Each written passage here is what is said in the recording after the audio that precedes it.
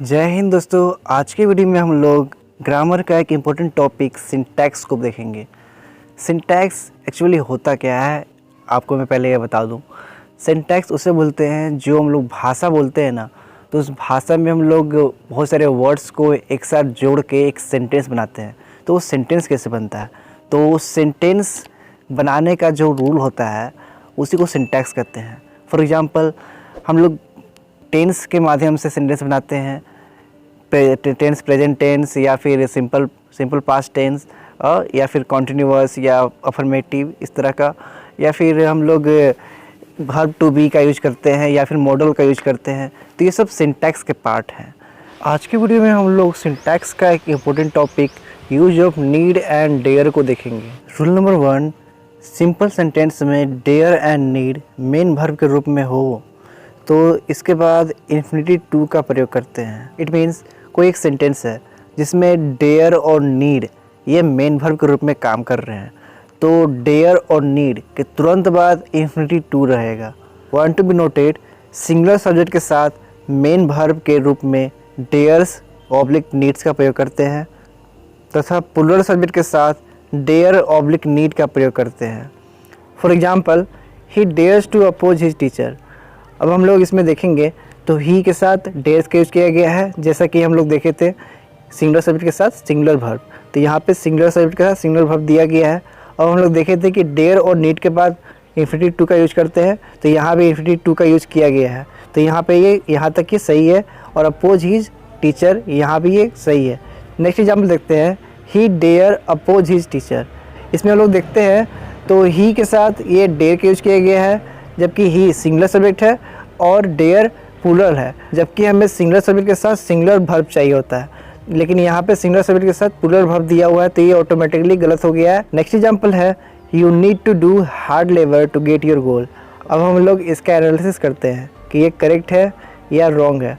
तो इसमें देखते हैं हम लोग, यू क्या है, प्लूरल सब्जेक्ट है और प्लूरल सब्जेक्ट के साथ प्लूरल वर्ब होना चाहिए। तो यहाँ पे यू के साथ प्लूरल वर्ब भी लिखा हुआ है, यू नीड।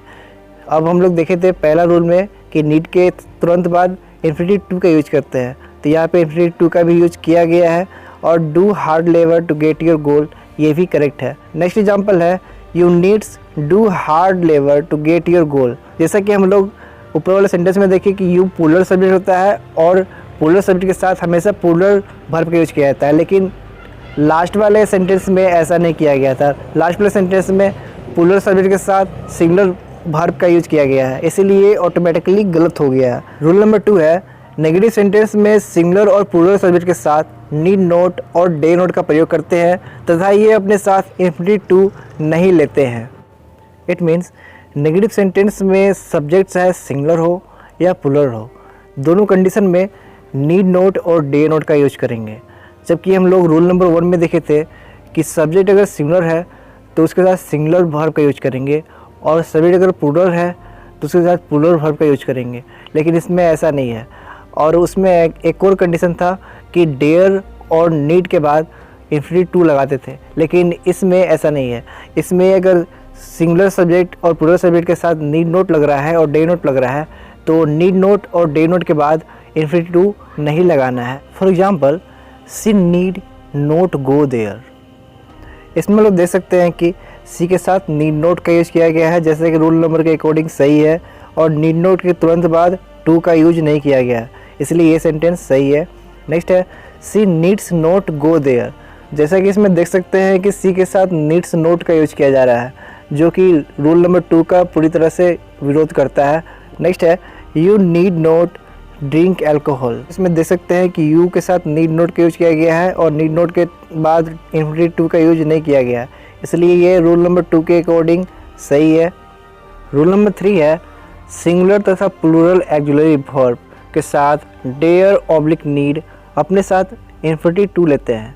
सिंगुलर तथा ऑक्सिलरी वर्ब बोलने का मतलब ये है कि डू, डज और डिड ये सिंगुलर और प्लूरल ऑक्सिलरी वर्ब है, जिसमें डज सिंगुलर ऑक्सिलरी वर्ब है, डू प्लूरल ऑक्सिलरी वर्ब है, और डिड न्यूटन एक तरह से कह सकते हैं, क्योंकि डिड ही, सी, इट और यू, वी, दे के साथ भी यूज किया जाता है। उसको सिंगुलर और प्लूरल दोनों सब्जेक्ट के साथ यूज किया जाता है। इसमें ये कहा जा रहा है कि अगर डू डज डीड किसी सेंटेंस में है और उसके बाद डेयर और नीड का यूज कर रहे हैं, तो डेयर और नीड के बाद इन्फिनिटी टू लगेगा, जबकि हम लोग रूल नंबर 1 और रूल नंबर 2 में ऐसा नहीं देखे थे।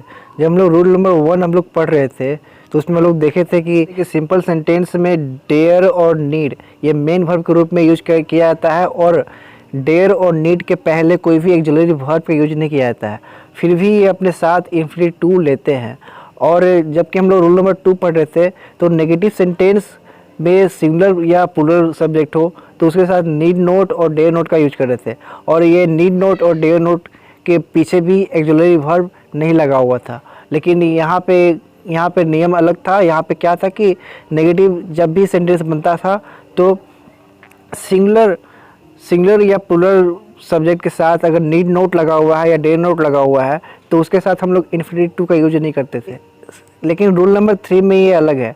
रूल नंबर 3 में अलग इसलिए है क्योंकि डेयर और नीड अपने साथ एक्सिलरी वर्ब को भी ले रहे हैं और इन्फिनिटी टू को भी ले रहे हैं।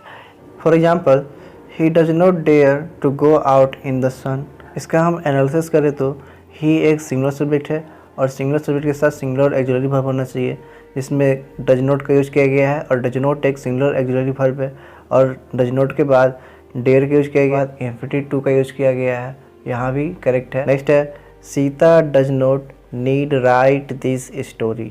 इस सेंटेंस का एनालिसिस करने में पता चल रहा है कि सीता एक सिंगुलर सब्जेक्ट है और सिंगुलर सब्जेक्ट के साथ सिंगुलर एक्सिलरी वर्ब होना चाहिए, जो कि यहाँ पे है, और यहाँ पे डज के साथ नीड का यूज किया गया है, यहाँ भी करेक्ट है।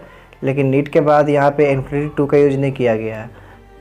सीता से लेकर नीड तक बहुत ही सही से चला, लेकिन नीड के बाद गड़बड़ हो गया। नीड के बाद इन्फिनिटी टू होना चाहिए था, लेकिन इन्फिनिटी टू इसमें दिया हुआ नहीं है, तो ये सेंटेंस ऑटोमेटिकली गलत हो गया।